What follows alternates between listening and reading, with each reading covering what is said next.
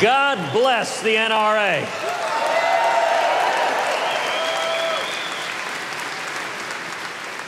It's 2017, and Hillary Clinton is not the President of the United States.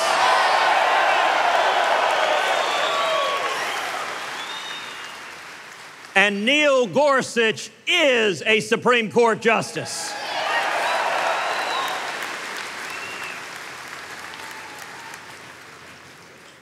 Elections matter. This election, in November of 2016, this election mattered, and I'm here today to say thank you. The men and women here and across the country won this election in 2016.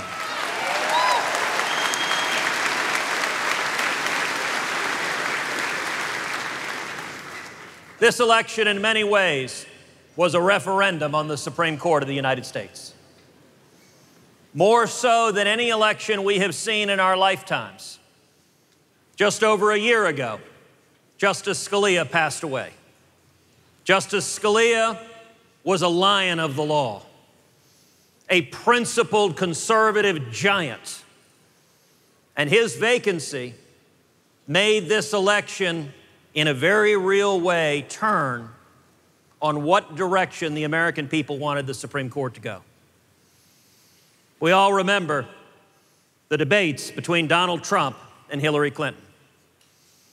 You may recall in particular one debate in which Hillary Clinton talked about the Heller decision, the most important decision Justice Scalia ever authored. And Hillary Clinton, you may recall, talked about Heller was really all about protecting toddlers. Well, I'll confess I know something about Heller because I represented Texas and 30 other states in Heller defending the Second Amendment right to keep and bear arms.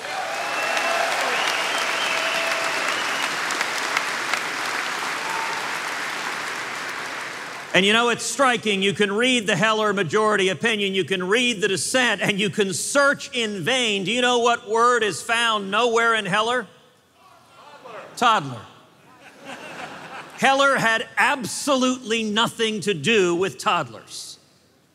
Instead, Heller concerned an individual, Dick Anthony Heller, a federal police officer who wanted to exercise his constitutional right to keep and bear arms in his home. And under the laws of the District of Columbia, it was a criminal offense.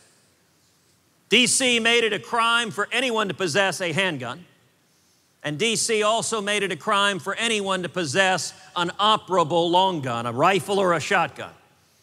Indeed, the laws in D.C. were so nutty that if you had, say, a shotgun in the closet with a trigger lock on it, and a criminal was breaking into your house, was crawling through the window to injure your children, and you took that shotgun and removed the trigger lock, you would have committed a crime in the District of Columbia.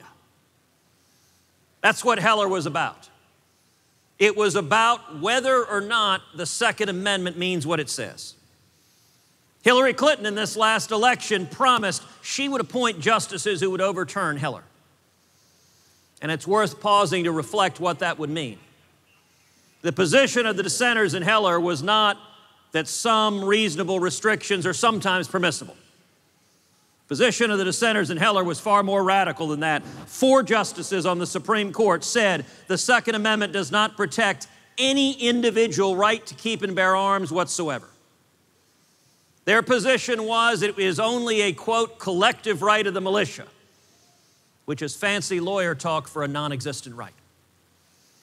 Had the dissenters prevailed, the result would have been the Second Amendment would effectively have been erased from the Bill of Rights.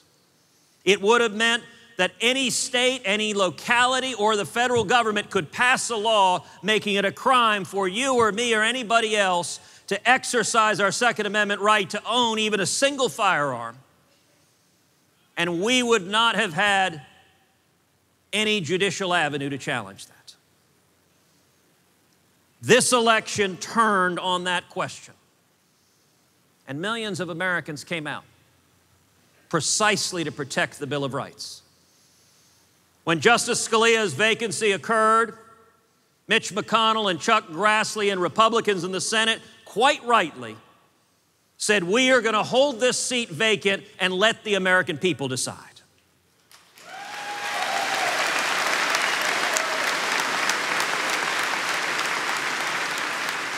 That was the right thing to do. It was the principled thing to do. It made this election a referendum on the Supreme Court.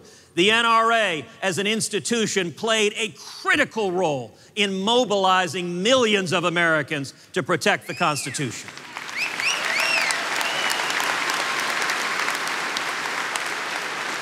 Conservative leaders across this country spoke out. People like my friend Jim DeMint, a strong, principled conservative leader who's been fighting for our rights a long, long time. And when the election results came in, we heard a piercing wail of agony as mainstream media reporters shrieked in horror because the American people had risen up and defied Washington, defied the mainstream media, defied the pundits, and had said, we will defend our Constitution and we will defend our freedom.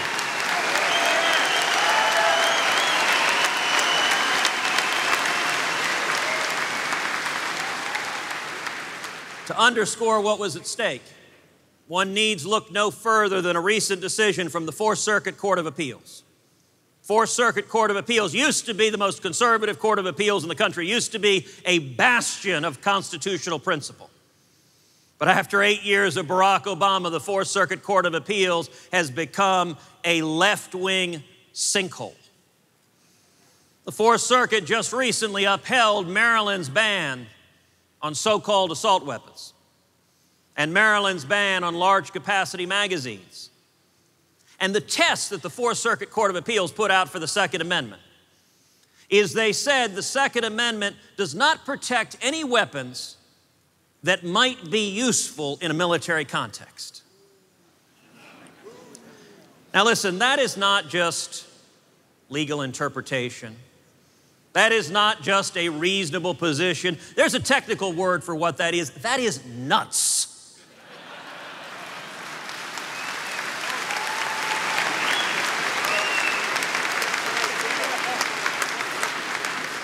When the Second Amendment was drafted, it wasn't about hunting.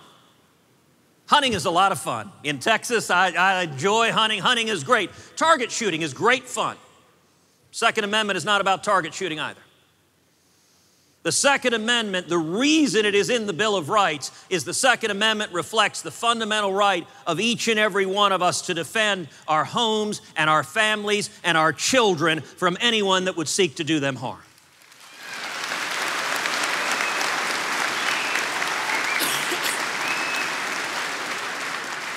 And the Second Amendment was also designed as a check on government tyranny.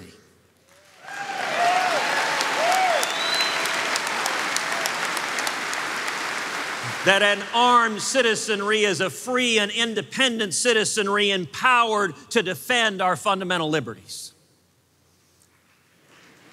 You know, you think back to the time of the founding. A musket was pretty darn militarily useful. It's what everyone carried into combat, was a musket. Anyone know the first gun control laws of the United States? First Congress passed a law mandating that every able-bodied man must own a musket.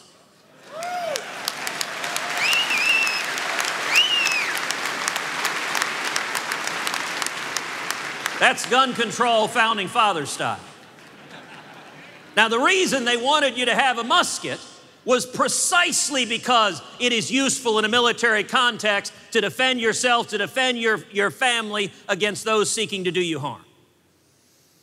The Second Amendment, under the Fourth Circuit's test, it only protects things that would be useless in a military context. Apparently, the Second Amendment is all about protecting your right to own a feather duster.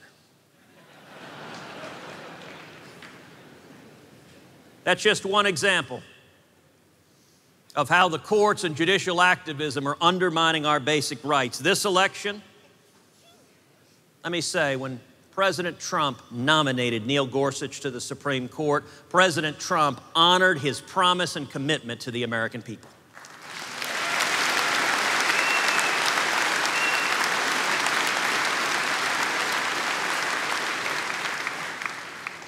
Although that vacancy was at best defensive.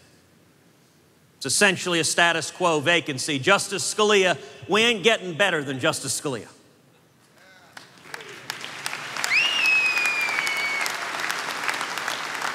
I believe very soon we're going to see another vacancy.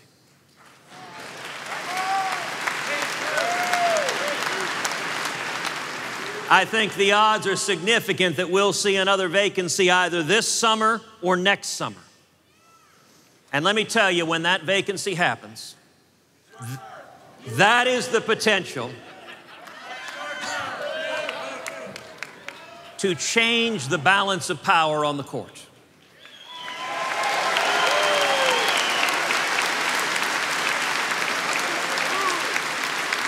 Now, I fully expect that the Democrats are going to go to war to stop the next Supreme Court nominee.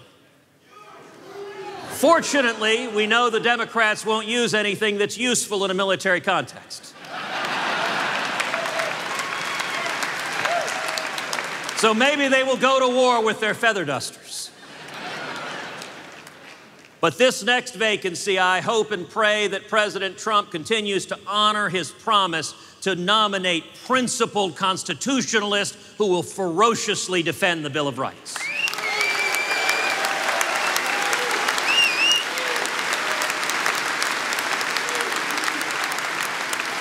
And when that happens, it will be incumbent on all of us, each and every one of us, to inform, to educate, to mobilize the American people that the only way we defend our liberties is if we stand up and fight to protect the Bill of Rights and the Constitution.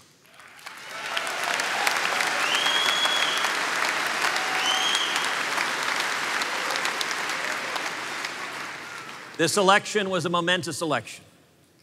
The stakes could not have been higher.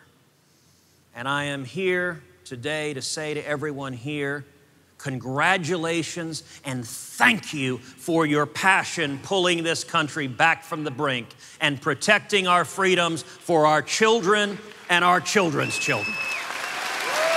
Thank you and God bless you.